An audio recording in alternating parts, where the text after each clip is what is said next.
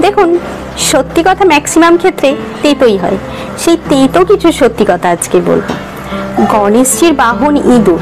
পাথরের গণেশজির মূর্তির পাশে যখন সেই পাথরের ইঁদুরটা থাকে, তখন তাকে আমরা কত পুজো করি, কত খাবার দিই তাকে খাওয়ার জন্য। কিন্তু সেই ইঁদুরই যখন জ্যান্ত আমাদের ঘরে ঘুরে বেড়ায়, তাদেরকে মেরে ফেলি কিংবা মারার জন্য বিষ আরও কত কিনা পথ অবলম্বন করি। পাথরের শিবলিঙ্গে যখন পাথরের সাপ চড়ানো থাকে, সেই সাপটাকে আমরা দুধ, কলা আরও কত কিছু ফল ইত্যাদি দিয়ে পূজা করি। কিন্তু সেই সাপটাই যখন জ্যান্ত আমাদের চারপাশে ঘুরে বেড়ায়, তখন আমরা কোনো কিছু বিচার না করেই তাকে মেরে ফেলার চেষ্টা করি, ইভেন মেরেও ফেলি।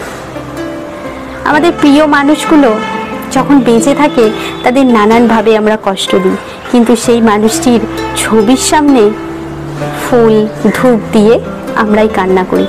দেখুন, কাউকে মূল্য দিতে হলে জীবন্ত অবস্থায় দিন।